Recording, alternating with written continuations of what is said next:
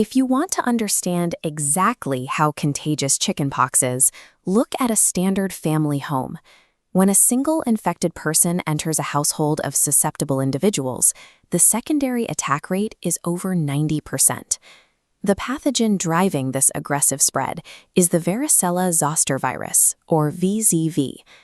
Looking closely at this microscopic image, you can clearly see the circular virus particles and their distinct dark cores.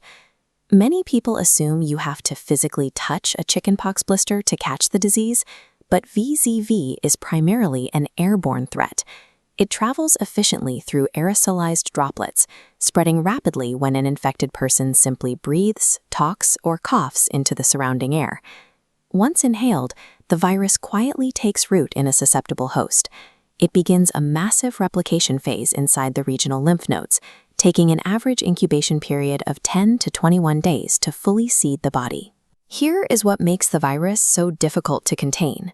An infected person begins actively shedding the virus and becomes highly contagious roughly 48 hours before they ever feel sick or show a single mark on their skin.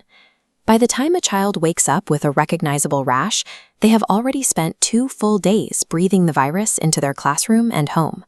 This stealth transmission window renders traditional quarantine methods nearly useless. When the silent incubation period ends, the illness usually announces itself with a prodrome phase. This includes early symptoms like a fever, severe tiredness, and a sore throat, closely mimicking a standard cold. Within 24 hours of the fever, the physical phase begins. On this skin cross-section, the rash starts on the epidermis as flat red macules. These lesions rapidly swell into raised papules, then inflate into fluid-filled vesicles, the disease's visual hallmark. In clinical reality, this biological process results in severe physical discomfort, leaving a child covered in a highly pruritic or itchy vesicular rash. Furthermore, the virus attacks in successive crops over a span of several days. Because new spots form while older ones burst and crust over, the patient is forced to battle lesions at multiple stages of healing all at once, which heavily exhausts the immune system. For healthy children under the age of 12, chickenpox is generally a self-limiting disease. Medical intervention relies strictly on supportive care, using antihistamines to relieve the itching and acetaminophen to reduce the fever. However, caregivers must absolutely avoid giving aspirin, seen here, to a child with a viral infection. Using salicylates to treat a fever during chickenpox carries a severe risk of triggering Rye syndrome, a life-threatening condition causing brain and liver damage. Beyond managing the fever, caregivers need to keep the patient's fingernails closely cropped.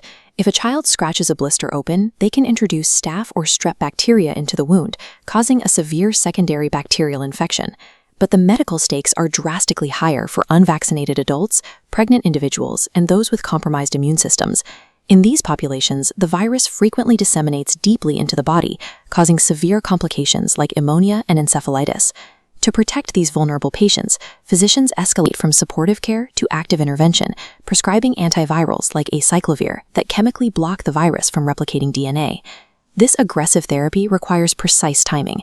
To successfully halt viral replication and reduce the severity of illness, these antivirals must be administered within 24 hours of the rash first appearing.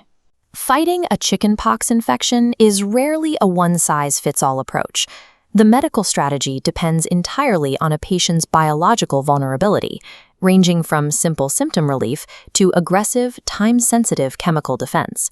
While antivirals mitigate the damage, public health officials realized the best defense was stopping the pathogen. In 1995, the United States introduced the routine childhood varicella vaccine. This line chart tracks the immediate impact of that rollout. Prior to 1995, the U.S. recorded roughly 4 million cases and 11,000 hospital admissions every year. Following the vaccine's introduction, those numbers entered a steep, dramatic drop.